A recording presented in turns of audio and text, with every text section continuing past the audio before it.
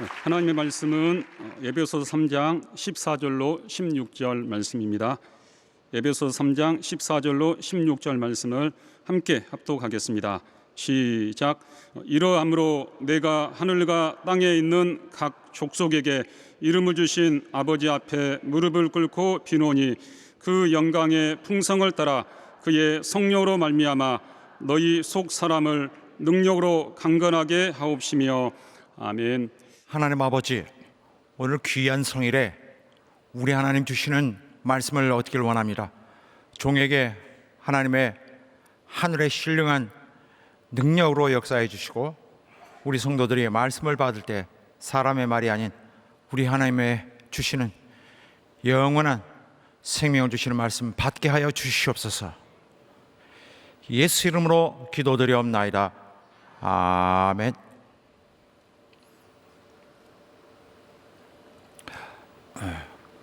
하나님의 영광은 하나님 자신의 가장 완전한 그분의 실체에 대한 충만한 표현일 뿐만 아니라 또 그리스도 안에 있는 우리에게 축복을 역사하시는 그 원천입니다. 하나님의 영광은 우리들, 즉 주의 교회 같은 자들의 삶에 필요한 모든 것을, 모든 필요한 능력의 기반입니다.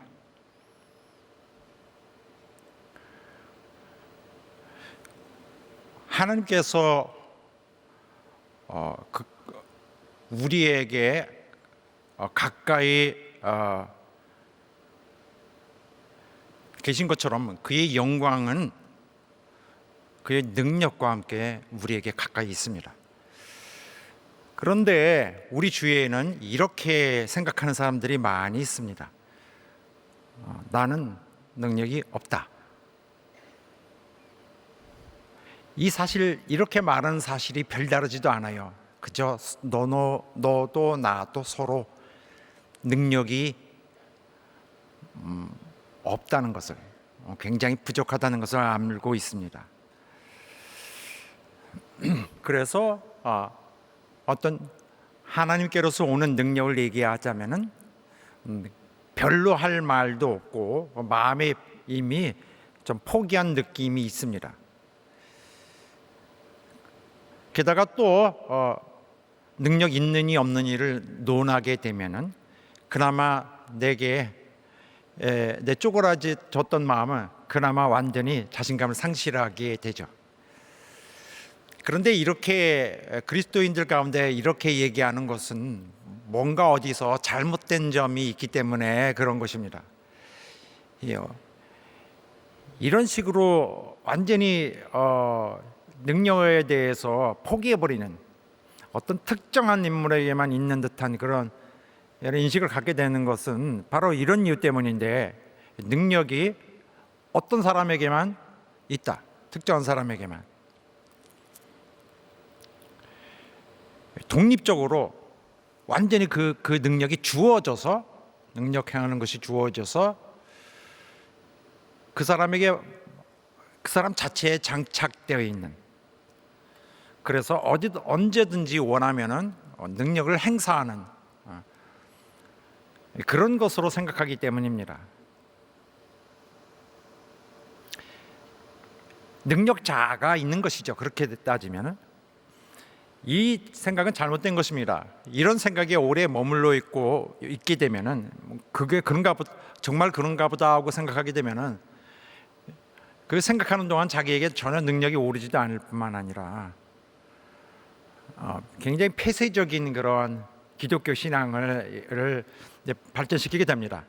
이거 잘못된 것입니다. 주님의 주시는 능력은 이렇게 개인에게 누구는 좀 더 능력을 많이, 누구는 더 크게 혹은 전혀 안 주거나 이렇게 사람을 차별해서 그렇게 되는 것이 아니라 누구에게나 다 풍성하게 주셨던 것입니다. 하나님의 능력은 누구에게나 풍성하게 허락해 주십니다. 어떤 이유에서 주냐면은 그리스도 안에서 주시는 것입니다. 우리에게 이미 이런 능력이 다 주어져 있는데 단지 우리가 그것을 활성화시키지 못하기 때문에 우리에게 그런 능력을 행함이 능력이 나타남이 잘 보이지 않는 문제는 있습니다. 우리에게 이미 할당되어서 주어져서 우리에게 주어진 하나님의 능력을 가동시키면은 우리에게서 나타납니다. 그래서 이 우리에게 주어진 능력이 가동되도록 성령이 역사하셔야 됩니다. 그러므로 애초에 하나님의 능력은 특별한 사람에게 찾아오나 보다, 거의 우리에게는 거의 아무도 없네 이렇게 보면은 우리에게 그 주어진 그렇게 많은 풍성한 하나님이 주신 그러한 은혜의 그런 혜택들을 전혀 무시하는 격이 되죠. 대단히 잘못된 것입니다. 분명히 하나님께서 우리에게 적어도 미련한 나에게, 부족한 누구에게, 지식이 부족한 누구에게도 충만히 주셨는데 전부 없다고 말하는 것은 너무나 심한 그런 잘못된 태도입니다. 그렇다면 하나님께서 우리에게 그리스도의 가지신 귀한 것을 우리에게 이미 주셨는데 나는 없다고 주장한다는 것은 굉장히 신앙적으로 우리 신앙을 오해도 보통 오해하고 있는 것이 아니죠. 이와 마찬가지로 하나님은 우리에게 많은 여러 가지로 영적 풍성함을 허락해 주십니다. 우리 매일 삶에서는 하나님이 부어주시는 그러한 풍성한 역사하심이 없이는 살 수 없습니다. 물론 옛날에 불신자 때처럼 그런 거 없어도 살겠죠. 우리의 삶은 어차피 그런 것보다는 많은 사람들은 이 물질적인 풍성함에 굉장히 잘 특화되어 있습니다. 정착되어 있다는 것입니다. 물질적인 풍성함은 굉장히 예민하게 이미 판단되고 인식되고 받아들여져요. 관심은 거기 가득 차 있습니다. 그러나 우리 중에도 많은 영혼들은 사실 영적인 풍성함에 대해서는 거의 관심을 갖지 않고도 일주일 그냥 보내기도 합니다. 영적인 풍성이 분명히 존재하는데도 그런 것에 대한 인식조차 하려고 하지 않는 그 마음부터 좀 부족함이 있는 것입니다. 물질적으로는 하나님이 좀 주신다면 굉장히 좋아할 것입니다. 그러나 영적인 것을 이보다 훨씬 귀한 것을 주셔도 주셨나 안 주셨나 자체를 인식하지 않는다는 것은 그런 면에서 영적인 그런 특혜에 대해서는, 수여받은 그런 은혜에 대해서는 원래 관심이 없는 것입니다. 이런 관심은 훈련해야 됩니다. 이 세상에서 하나님 없이 살던 때의 그런 습관은 늘 물질로만 향하고 그 위에 다른 것에 대해서는 거의 다루어지 않았던 미숙한 존재이기 때문에 영적인 것을 받아들일 수 있는 우리 자신을 훈련해야 될 반드시 기간이 필요하고, 하늘에서 특정한 하늘의 방법대로 우리 자신을 만들어 가야 됩니다. 우리는 죽을 때까지 우리 자신을 계속 만들어가는 것입니다.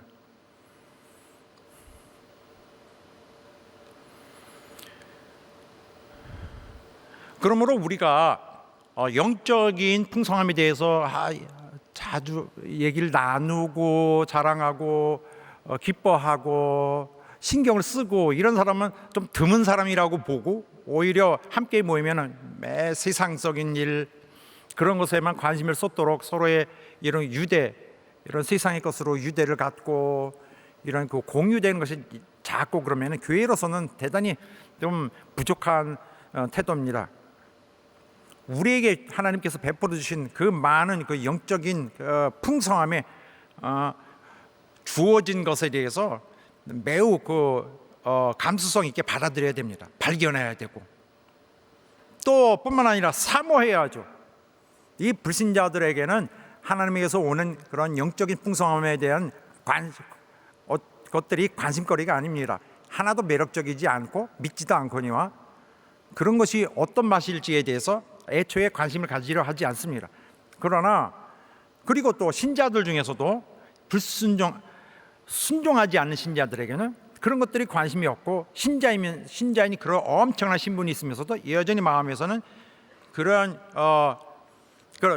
물질적인 요구에만 자기가 반응하게 되고 영적인 축복에 대해서는 그리 관심이 없으니까 여전히 옛날 모습을 그대로 가서 우리 모습의 거의 절반 이상은 여전히 세상적인 사람입니다.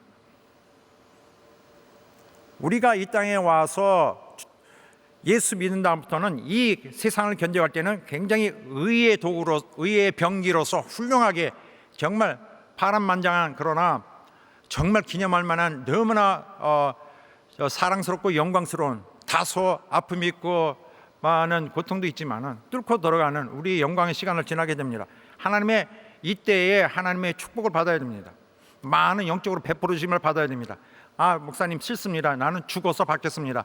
하늘에서 가서 받겠습니다. 그때 영원히 누리겠습니다. 지금 누려야 합니다. 하나님이 지금 베푸시는 것은 이 세상을 뚫고 갈 수 있게 하고, 이 세상에 있을 때에 이 귀한 시간에 하나님 힘으로 이기는 그 이김을 해 나가야 됩니다. 이 세상에 있을 때 하나님에게서 오는 영적인 그런 축복에 대해서 관심이 없고 그런 것에 대해서 감수성이 없다면 이미 나를 지나쳐서 내가 그냥 떨어뜨려 버리고 상실해 버린 많은 복의 기회들이 있었을 것입니다.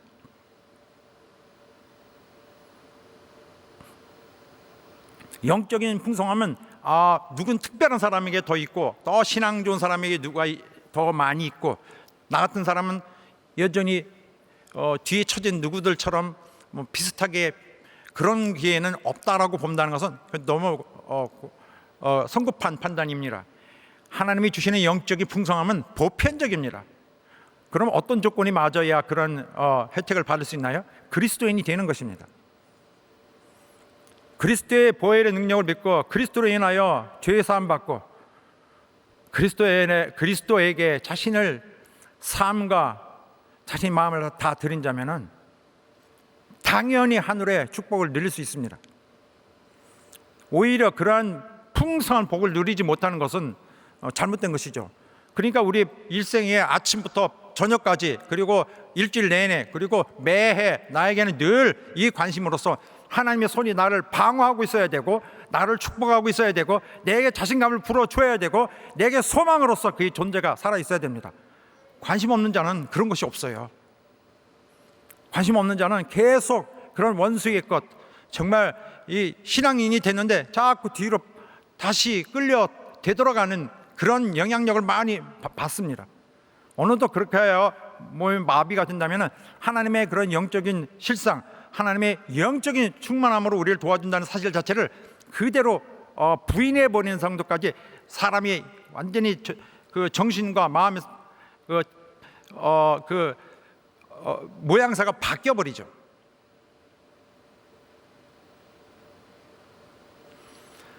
우리에게는 몇 가지 그러한 하나님이 주신 그러한 사실들에만 따져도 대단히 중요한 증거들이 있는 것입니다. 우리는 하나님께서 성경에서도 하늘의 그런 신령한, 모든 신령한 복으로 우리에게 복 주셨다고 했습니다. 에베소서 1장에 이미 주셨다. 하나님은 우리를 축복하셨습니다. 그렇지 않고야 우리를 구해 주셨을 리가 없습니다. 무슨 이유로 우리를 구해 주셨겠습니까? 그러나 우리는 구원 받았습니다. 우린 죄 사함 받았습니다. 아니, 우리같이 혹은 저같이 의롭지 않은 내 속에 죄가 있더라도 하나님이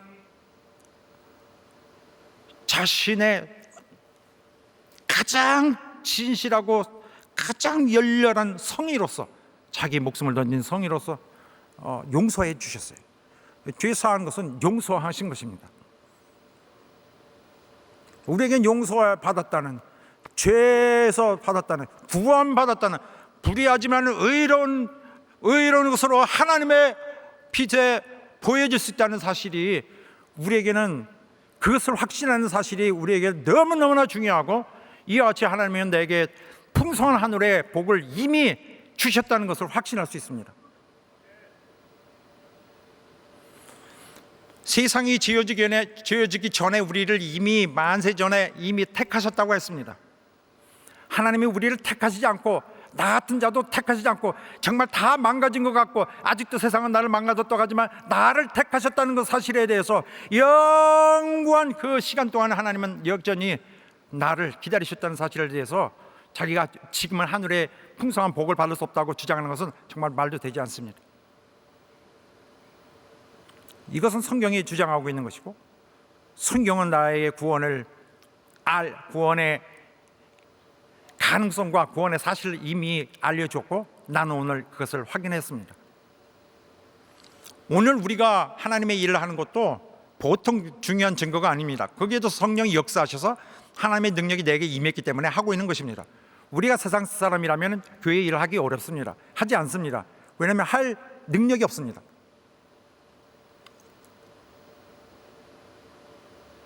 할 기회를 줘도 하질 않습니다. 할 수 없기 때문에. 그러나 우리는 세상 사람과 다릅니다. 세상 사람은 자기들에게 당장 그 육신에 도움이 되지 않는 일을 잘 하지 않으려고 합니다. 이 세상 사람은 자기들의 시간, 돈, 이런 것들을 자기들 위해 씁니다. 일하는 데 써서 돈 버는 데 써야죠. 그리고 그나마 좀 남는 시간들도 중요하게 씁니다. 어떻게? 자신들을 즐겁게 하는데, 엔터테인 하는데, 자기를 즐기는 데 쓰고, 그 다음에 돈을 얻고 축적하는 데 씁니다. 그 외에는 다른 데에 시간을 쓰려고 하지 않습니다. 다른 데는 더 이상 아무런 가치를 느끼지 않기 때문이죠. 자기들이 육신을 위해 사는 것만큼에 상응하는 그런 웬만한 그런 관심거리는 그리 많지 않습니다. 그러나 우리는 완전히 다릅니다. 우리는 직장을 다니고 가정일을 해도 바쁘다 할지라도 우리는 주의 일을 합니다. 어떤 사람은 자기 직장 일만 해도 하루 종일 일하고 정말 몸이 견뎌내지 어려울 만큼 피곤하지만은 여전히 주의 일을 합니다. 여전히 회사 일을 계속 하지만은 또 교회 일을 따라왔다가 중간에 계속 이 일을 잘하기 위해서, 교회 일이 잘 되기 위해서 또 동시에 교회적인 이런 준비들이 일주일 내내 진행되고 있습니다. 어떤 사람은 이보다 더합니다. 정말 삶의 절반 이상이 교회 일로 다 사용됩니다.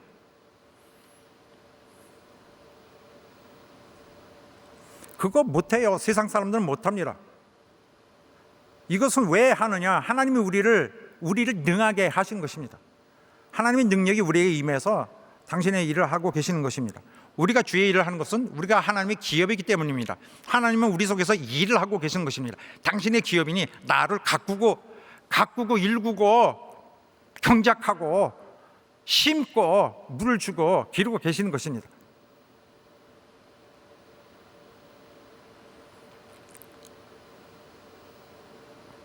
나는 어느새 예수 그리스도의 기업이 되어버렸습니다. 예수 그리스도 하신 일을 내가 그대로 하고 있는 것이죠. 그리스도 안에서.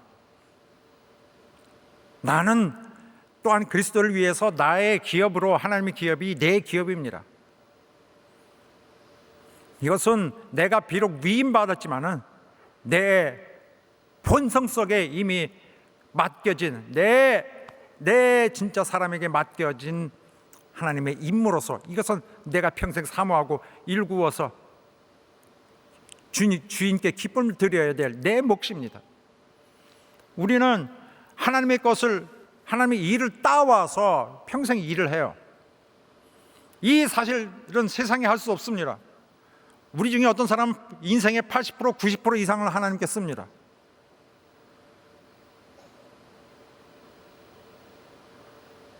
자기 가진 거, 자기 삶, 자기 시간 다 주를 위해 씁니다. 이것은 하나님의 기업을 이어가고 있는 것입니다.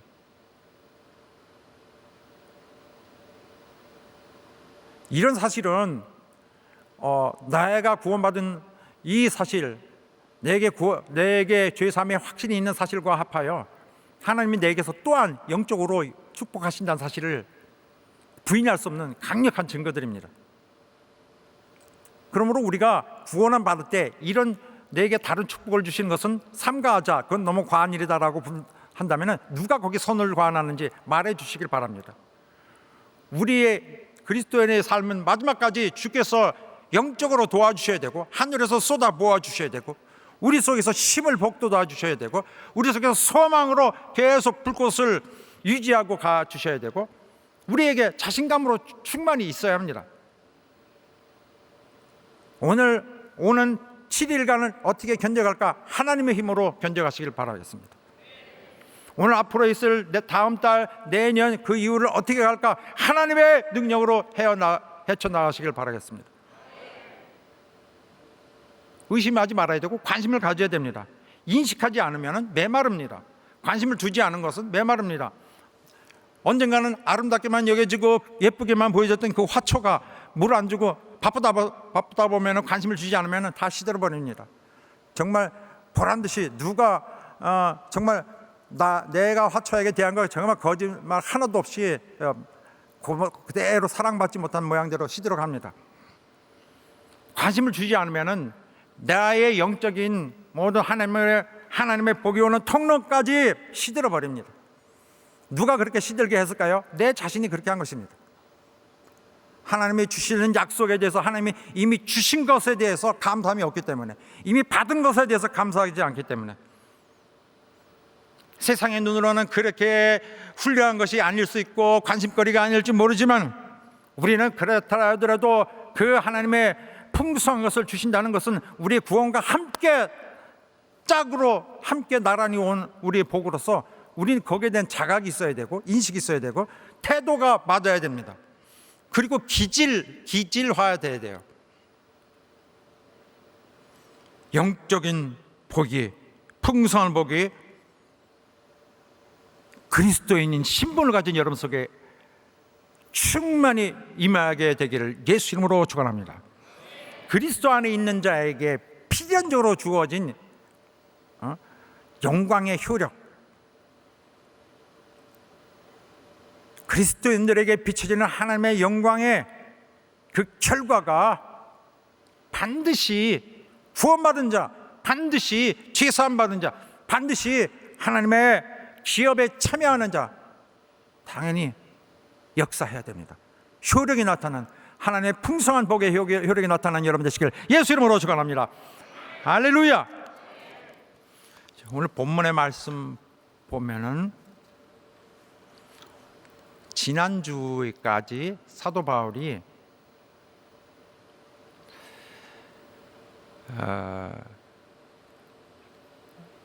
우리가 하나님으로부터 무엇을 받았는지, 우리는 어떤 자였는지를 설명을 했습니다. 우리는 누구인가, 무엇인가, 우리에 대해서 정의를 했고 하나님으로부터 받은 것을 설명해 왔습니다. 1장, 2장, 3장 3장쯤에 가서 사도 바울이 자기 성도들이 잘 이해할 것 같지 않아서 자기 개인적인 얘기를 합니다. 우린 교회인데 이거 하나님의 영원한 뜻이다. 에베소서 3장 반을 그걸 설명했습니다. 이제는 설명이 다 끝나서 이젠 자기 그 서신을 읽는 독자들, 자기의 성도들, 온 아시아에, 나중에는 온 세상에, 나중에는 온 세대에, 앞으로 있을 세대에 읽을 그들을 위해서 얘기를 하고 있습니다. 이제 하나님의 뜻에 대해서 알아버렸습니다. 우리가 누구인지를 알고 우리에게 뭘 주셨는지를 알았고 이제 이런 사실에 대한 뒷배경까지 다 알게 되었습니다.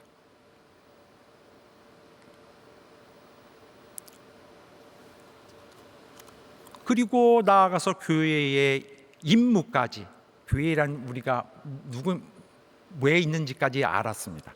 우리는 하나님의 목적, 온 우주를 통합하고 우주를 통일시키려는 완전하게 하시려는 하나님의 목적을 우리 행위를 통하여 드러내는 자들입니다. 그런 목적을 위해서 존재하는 우리였죠. 이렇게 하여 사도 바울과 이제 그의 신자들, 그의 교인들, 그의 성도들과의 불필요한 그러한 갈등을 일단은 치워놨고, 일단 상호 이해가 된 상황에서 이제는 안심하고 원래 에베소서 시작하던 그 모습으로 되돌아가서 재개하게 됩니다. 어떤 상황인가요? 바로 사도 바울이 그 계시받은 사실을 전하기 전과는 확연히 달라진 분위기 속에서 이제는 이 일을 하나님이 하고 계신다는 사실을 통해서 그들이 하나님을 보는 시각을 다르게 했습니다. 이젠 그들이 남의 일을 대하는 것이 아니라 자기 일처럼 대하는 책임을 느끼지 않을 수 없는 상태에 이르렀습니다. 여기에서 가장 위대하신 창조주 하나님께 사도 바울이 축복 기도합니다. 그들을 위한 증보 기도를 하는 것인데, 이거 왜 할까요? 이것은 하나님께 이제 다 준비됐습니다. 이제 이 성도들을 이제 하나님이 주신 그러한 능력들을, 그런 축복을 이제 불러낼 수 있도록, 나타내줄 수 있도록, 발휘할 수 있도록 해 주옵소서라고 진짜 실제적인 일을 간구하고 있는 것입니다. 간청을, 애원을 기도로서 올리고 있는 것입니다. 자, 그렇게 해서 시작합니다.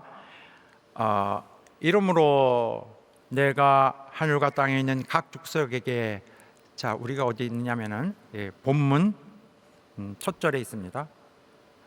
본문의 14절부터 화면에 보여주시면 좋겠는데, 기도가 이렇게 시작됩니다. 이러함으로 내가 하늘과 땅에 있는 각 족속에게 이름을 주신 아버지 앞에 무릎을 꿇노니 하고, 이렇게 하면 안 되겠네요. 좀 더 제대로 하겠습니다.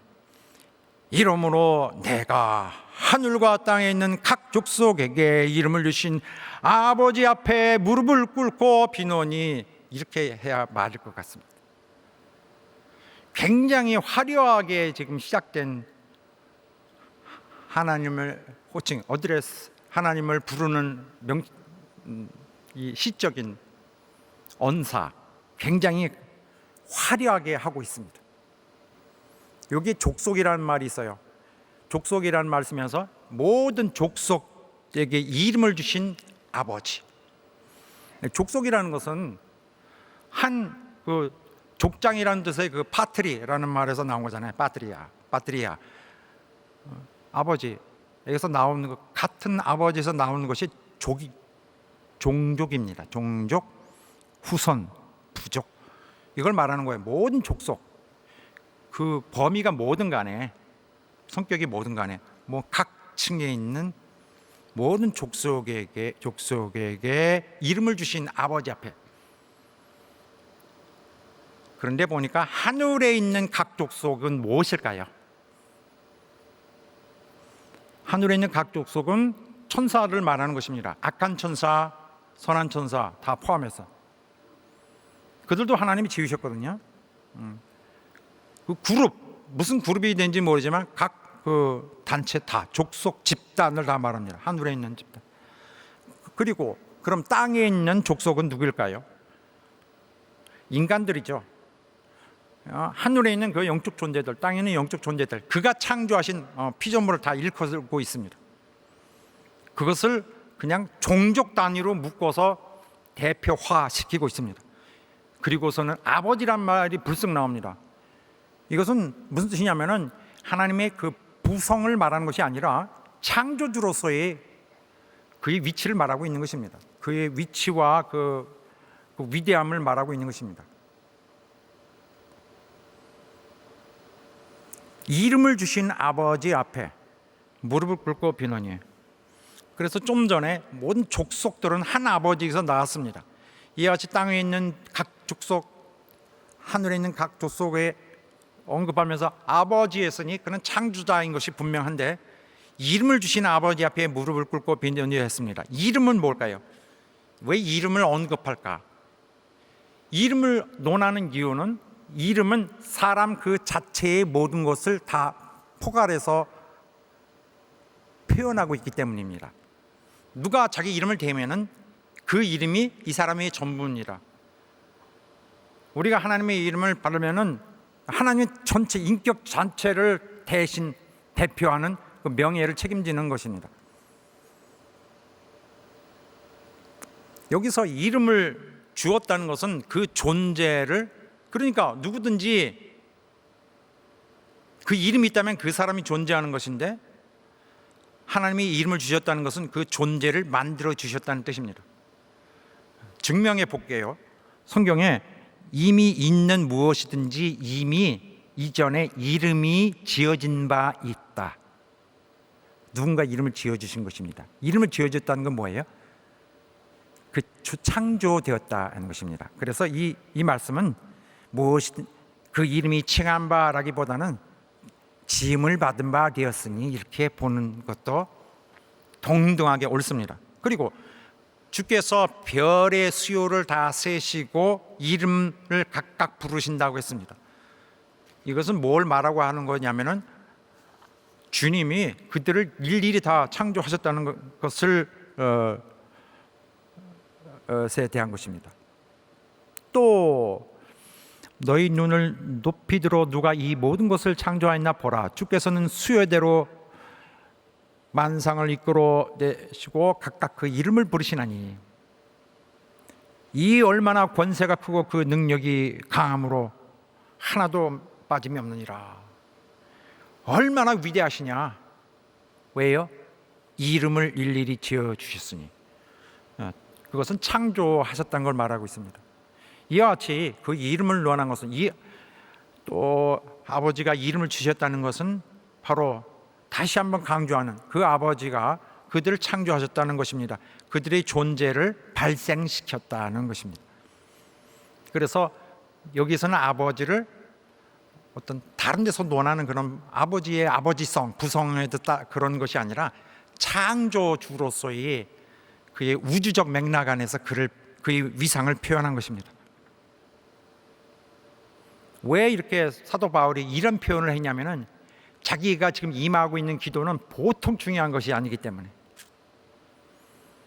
자기의 편지를 읽을 그들에게 그 기도가 그들 마음을 감동하고 뚫고 들어가고 그들을 행복하게 하고 복종하게 하고, 진짜 그 기도를 통하여 그들이 하나님을 만나게 하려는 것입니다.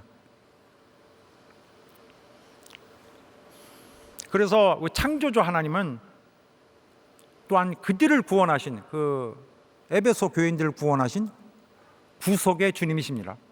같은 하나님이에요. 똑같은 분입니다.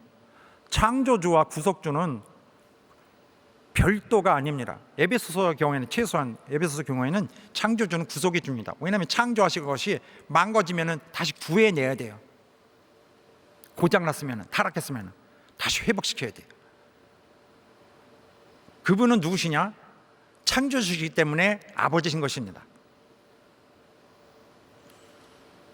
그 위대하신, 정말 더 어떠한 그 앞에 형용사를 더 넣을 것이 상당한,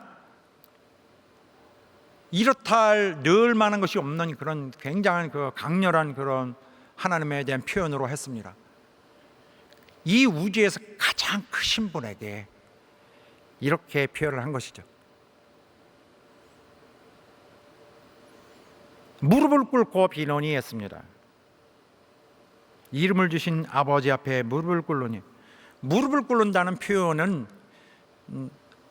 갑자기 뭐랄까 좀 예기치 않던 갑작스러운 그런 모습입니다.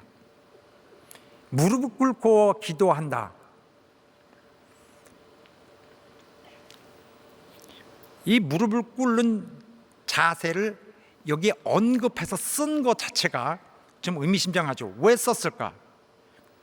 이걸 이상합니다. 왜냐하면은 저 옛날 고대 사회에서 그리고 이스라엘 사회에서는 하나님께 기도하는 자세가 서서 하는 것이었어요.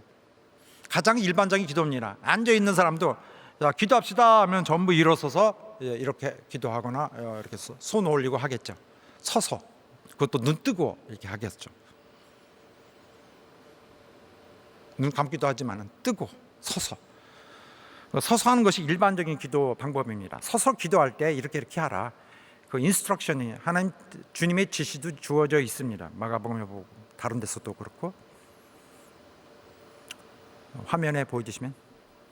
그리고 또 누가복음에 보면은 거기에 바리새인과 세리가 굉장히 상황적으로 극단적으로 하나는 높고 하나는 정말 가장 낮은 그 두 사람이 나타나서 성전에서 기도하는데 세리는 서서 나 얼마나 훌륭합니까? 하나님 나 정말 훌륭한 신앙인이죠.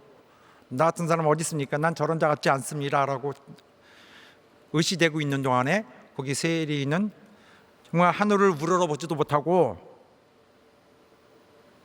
가슴을 치면서 하나님께 불쌍히 여기다가 제발 국률로 봐주십시오 하고 빌고 있습니다. 서서 눈물이 가득해서 근심이 가득해서 걱정이 가득해서 긍휼을 빌고 있습니다. 그런데 서서 하고 있어요. 서서 하는 것이 일반적 기도입니다. 하나도 이상하지 않고 하나도 무례하지 않습니다. 그런데 왜 굳이 무릎을 꿇는 걸 얘기하느냐? 성경 다른 데서 보면은 좀 극단적인 것이지만은 무릎을 꿇는다는 것은 어떤 신에 대해서 자기 신앙심을 말하는 거예요. 그 신을 숭배한다. 그를 예배한다. 최고의 복종, 어떤 타인에 대해서 최고의 복종을 그 권위에 대한 완전한 자기를 항복하는 것을 말합니다. 그래서 이런 경우가 있어요. 예를 들어서 이제 시편에 나오는 1절부터 6절까지인데 5절까지 먼저 읽겠습니다. 거기 보면 이 하나님이 이 온 세상을 창조하신 것에 대해서 놀라운 그 진술이 쭉 나옵니다. 하나님이 이게 창조하고 우와 다 지으셨구나, 이 훌륭하다. 이 감격이 여기까지 올라왔는데 여기서부터 6절로 뭐라고 그에 대한 반응을 하는지 한번 보겠습니다. 자, 1절부터 오라 함께 읽겠습니다. 시작.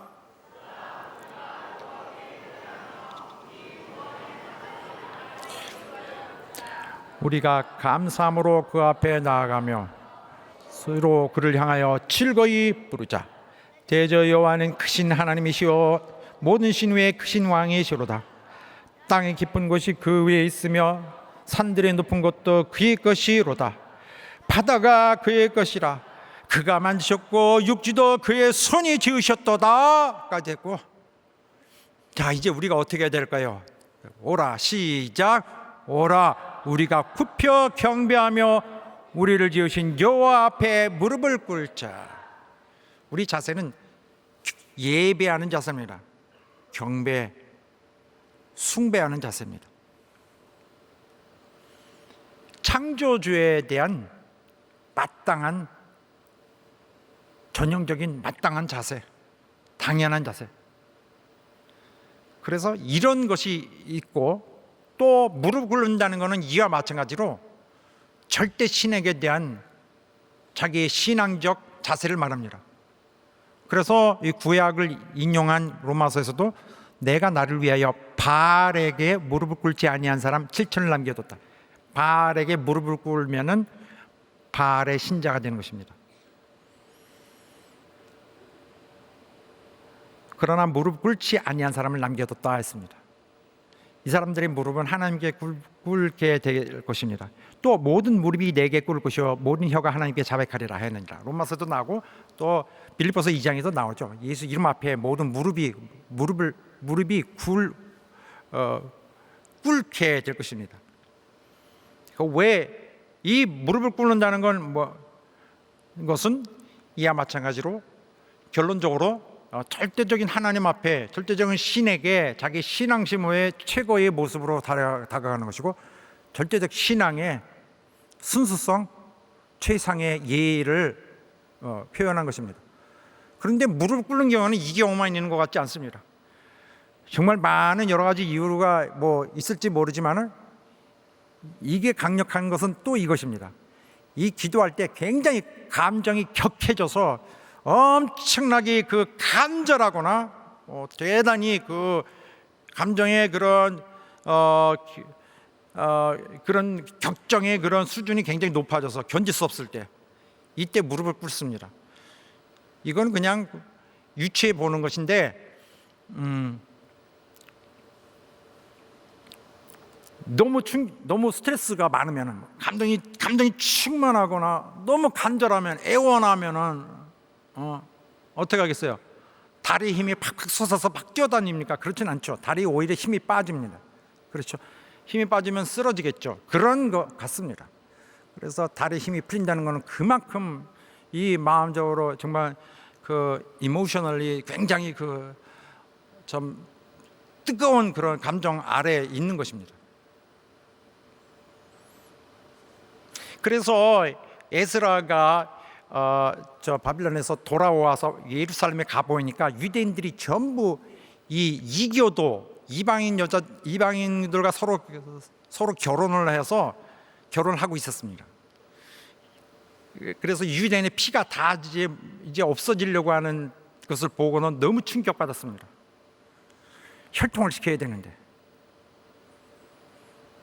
하나님의 백성의 혈통을 시켜야 되는데, 그래서 그걸 보고 충격을 받아가지고 마음이 무너지고 찢어지고 해서 막 그냥 쓰러져 버렸습니다. 그래서 거기서 무릎을 꿇고 기도했다 했습니다. 하나님이 전 앞에 엎드려 울며 기도하여 그들의 죄를 대신 고백합니다. 엎드렸어요. 또 성경의 다른 데도 보면은 사도행전에서 가장 그 감명 깊은 곳이 있잖아요. 굉장히 그 마음을 정말 뜨겁게 하는 부분, 그냥 눈물 없이 지날 수 없는 부분. 사도행전에서 이 사도 바울이 에베소 교인들과 헤어질 때, 다시는 못 볼 줄 알고 헤어질 때 무릎을 꿇고 기도했습니다. 2번이나 그 무릎을 꿇었다는 사실을 언급하고 있습니다.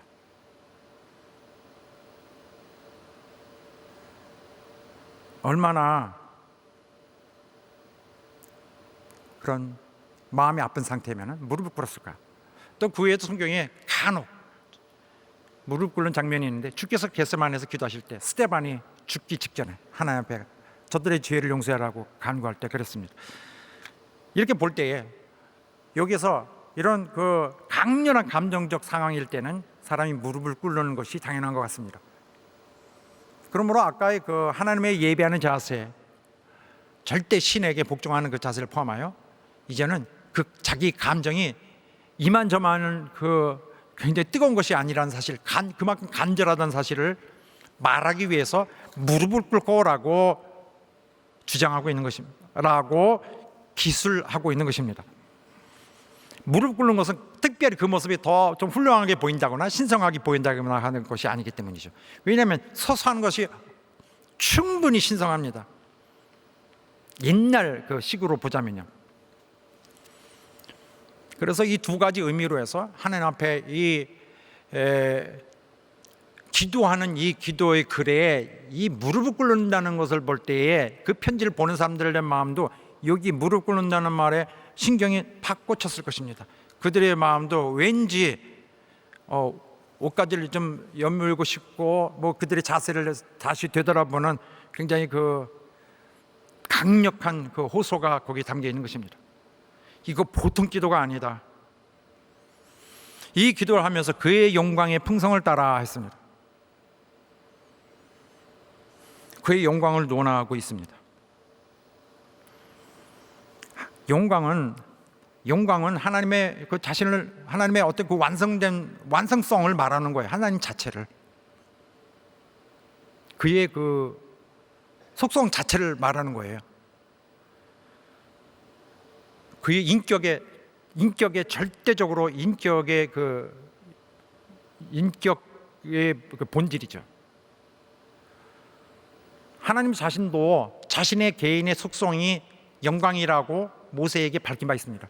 하나님 당신의 영광을 보여주십시오 하니까 네가 내 얼굴을 볼 수 없으리라. 그러나 내가 지나갈 때 뒤를 봐라. 왜냐하면 나는 영광으로 내 앞에 나타날 것이기 때문이다 했습니다. 의미적으로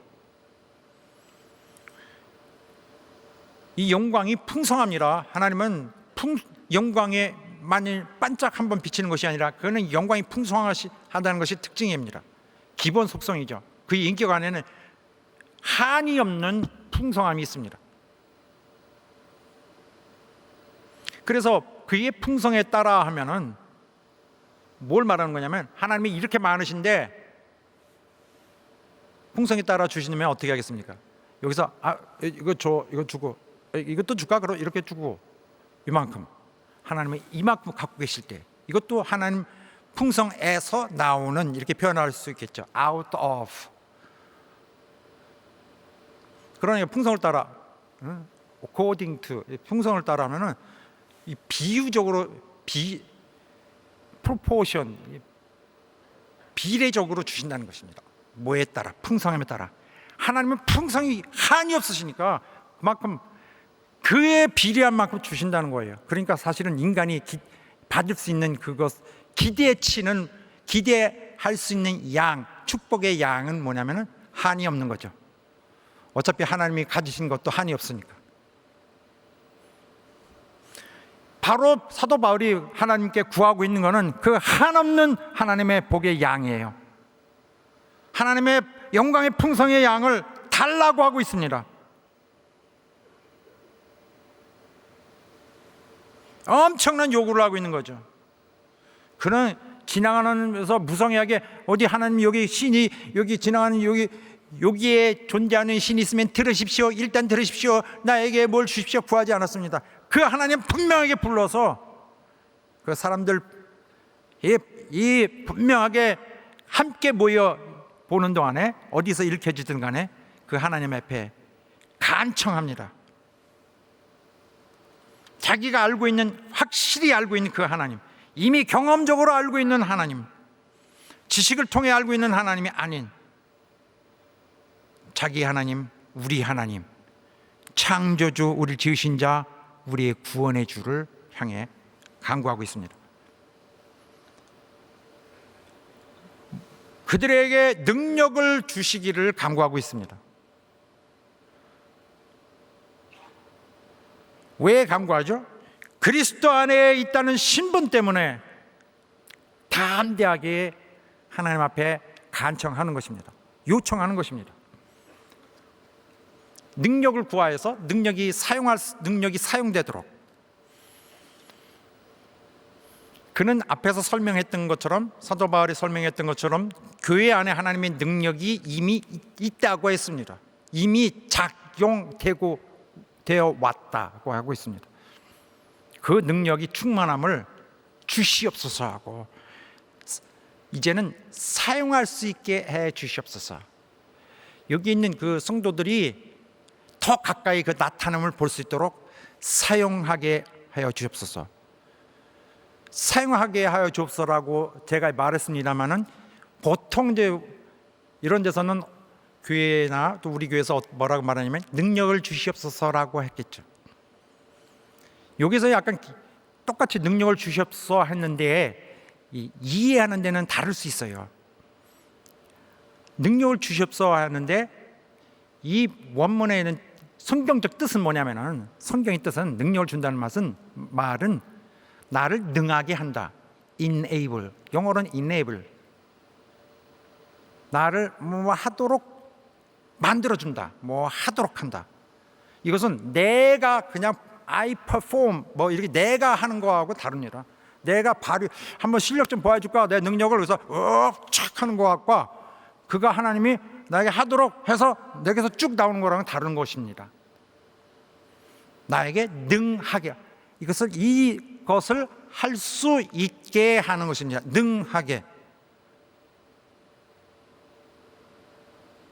소위 이제 활성시키는 거죠. 이 단어도 성경에도 에네르기아라고, 내가 그 내가 무슨 뭘 행위를 하는 거 갖고는 개념적으로 분명히 구분되는 그 차이가 있습니다. 가능케 해주시기를, 이 하나님의 축복이 임하는 것이 촉발되도록 내게서 내가 할 수 있는 것이 가능케 허락해 주시기를, 작동되시기를, 되어 주시기를. 그래서 하나님 여기서 사도 바울이 기도하는 것은 저들에게 믿음을 저들에게 능력을 부어 주시옵소서라고 하는 것이 아니라 이미 있는 그들에게 그 능력이 나타나게 저들에게서 활성화되게 하여 주옵소서. 그들이 행해지도록 그 일이 이루어지도록 허하옵소서. 능하게 하옵소서. 거기에 필요한 그 힘을 부어 주옵소서. 하나님의 풍성을 사용할 하나님의 허락하는 힘, 하나님의 허하시는 힘을. 그리하여 그리스도 안에 소유한 이런 영적인 풍성한 복들이 현실화되어서 가시화되고 나타나게 하여 주옵소서. 그래서 중요한 것은 영광과 그래서 이미 복 주시되 하고 이미 명시되어 있죠. 에베소서 1장 3절에 복 주시되, 우리는 복 주시되 주실 건가 주시고 계획을 하신 건가 이미 주셨나. 그 영어에도 여기 분명히 그 현재 완료로 되어 있습니다. 주셨다, 완료, 끝. 앞으로 생각하신 것이 아니라 너에게 이미 주셨다. 하늘의 복을 주셨다. 자, 영광과 능력이라는 관계는 굉장히 가깝습니다. 이 영광에는 하나님의 소위 이제 광휘, 그 광채 같은 거죠. 광휘와 능력이 포함되어 있어요. 둘을 분리할 수가 없습니다. 이 어떤 능력을 말하고 있을까요? 하나님의 영광은 능력을 그 안에 품고 있습니다. 어쩌면 동의어적으로 같이 쓸 수도 있어요. 하나님의 아버지의 영광은 어떤 영광이냐면은 특정적으로 예수 그리스도를 죽은 자 가운데서 살리신 능력이고, 살리시고 그를 일으키시고 하늘에 앉히신 능력이고, 나에게 생명을 주신 능력, 그것이 하나님의 영광입니다. 똑같은 예수를 죽음에서 살리신 능력이 나에게 생명을 주는 능력과 같은 거예요. 같은 능력입니다. 이 능력 받는다는 것이 정말 너무나 설레이고 굉장히 위대한 거죠. 하나님의 영광의 그 위력은 우리에게 능력으로 역사합니다. 영광의 힘을 쫓아 모든 능력으로 능하게 하시며, 여기가 나왔어요. 가하게 하다, enable us, 가하게 하다.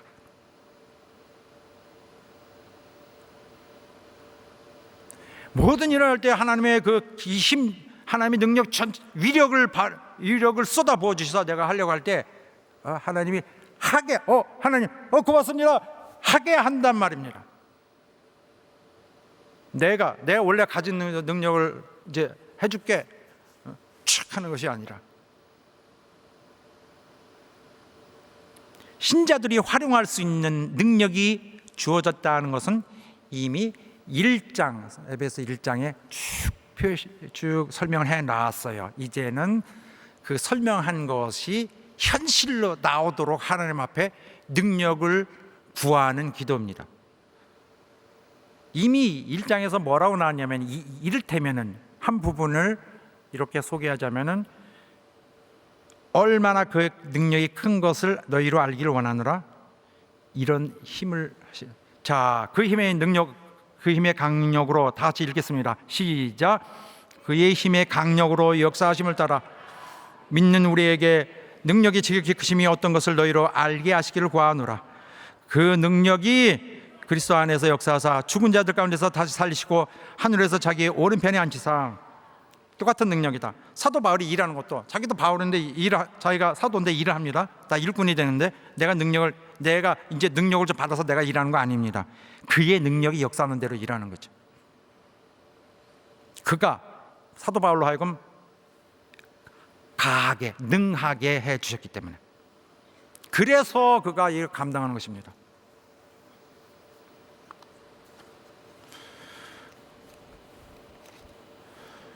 또 나중에 성도들에게 나중에 에베소서에서 너희가 그 주 안에서의 그 힘의 능력으로 강건해지고, 그때 주께서 힘으로 역사해 주셔야 됩니다. 그가 우리를 강하게 되도록 역사해 줘야 돼요. 성령님께서 그걸 하십니다. 모든 능력 주시는 것은 성령이 담당하시는 건데, 원래는 그는 우리의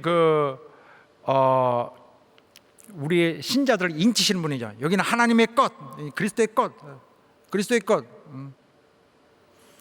그리고 보증해 주시는 그 영원한 나라가 우리 천국에 갈 것을 보증하시는, 부활할 우리들을 보증하시는 분이고, 임하시면 보증이 되는 것입니다. 또 하나님의 이 교회에, 우리 교회에 임하시게 하는 수단이에요. 그분이 계심으로 하나님이 여기 계시는 것입니다. 그런데 그는 우리에게 활력을 이렇게 주시는 것입니다. 우리를 가동시켜요. 필요한 힘을 주시는 것이죠. 이미 충만한 잠재력이 있는 가운데, 약속이 있고 보증이 있는 가운데, 이미 명백한 우리의 권리가 있는 상황에서 성령이 역사하시는 것입니다. 좀 더 구체적으로 어떤 일이 있는지는 다음 주에 보겠습니다. 그러나 오늘 이 사도 바울이 정말 하나님 앞에, 진짜 그 하나님, 위대하신 하나님 앞에 그 영광의 힘으로 도울 것을 정말 간절히 요구하고 있습니다. 요구하고 있지만은 형태는 어떤 그 형식은 요구지만 그 내용은 정말 호소를 하고 있습니다. 요청을 하고 있지만 실제로는 간청을 하고 있죠. 간절히 자기 성도들을 위해서.